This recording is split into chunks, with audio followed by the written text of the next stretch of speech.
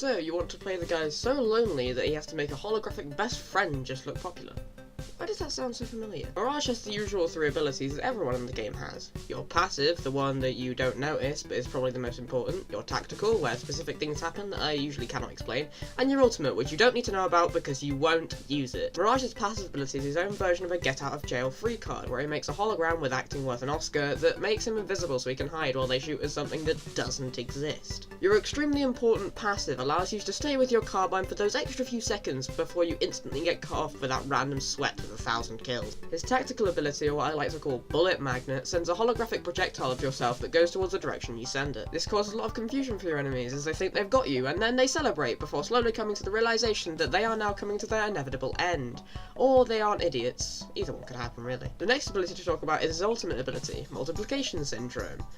Who cares anyway? You won't probably use it, stop complaining. There are several ways you can use the characters in this game, albeit they're based on the same thing.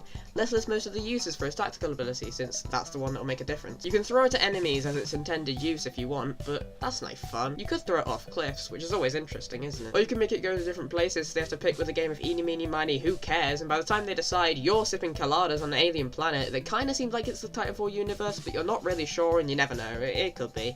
You know, the usual stuff. Mirage's attitude should be similar to the way you play him. He's designed to be up in people's face, but when things get heated, he can just say, "It was him," and slowly walk out of the situation. Making people shoot the decoy is not only extremely satisfying, but allows you or your team to come in unannounced or undetected. Mirage is a pretty sneaky character, as well as being able to get in and out really quickly.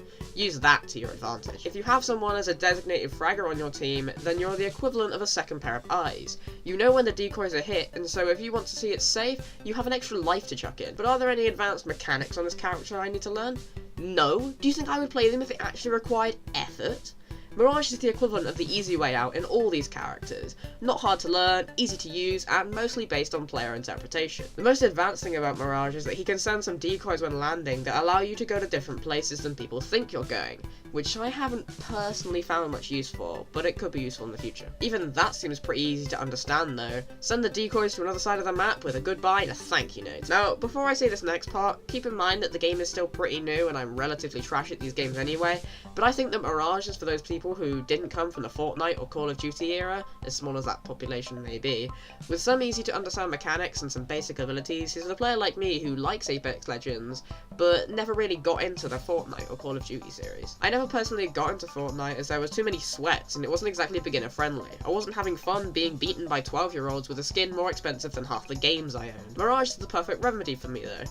With very little to learn in terms of mechanics, you can kind of focus on learning the game. Despite this though, he's one of those unlockable or paid operators that you can only get with some form of currency. That decision confused me a bit, because if you're going to make a character as beginner friendly as Mirage, why make it so experienced players are the only people who really get to try him out? Other legends who do this as well, including Bangalore, that are unlockable from the start, but some of those legends who are available from the start are some of the hardest to master. Pathfinder has some extremely advanced mechanics that only a few people notice. All characters are probably easy to learn on a base level, but a lot of them have a higher skill ceiling than Mirage. But if you don't have communication with your teammates, is Mirage still effective? Well, as far as I can tell, Mirage's ability is pretty individual as it stands.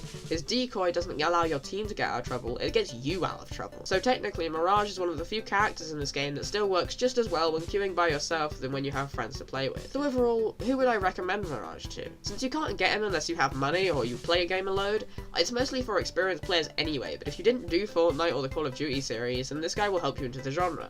And if you're just finding something that kind of really doesn't click with other heroes, give this guy a try and he might be that character that you'll stick with. Thanks for watching. I've been struggling what to do with my channel as of late, as you could probably tell, but I feel my editing is actually getting a lot better than it's ever been, and the way I write scripts is a lot better in terms of workflow. It's just getting the ideas I'm struggling with. Hope you guys have enjoyed, and I'll see you in the next one.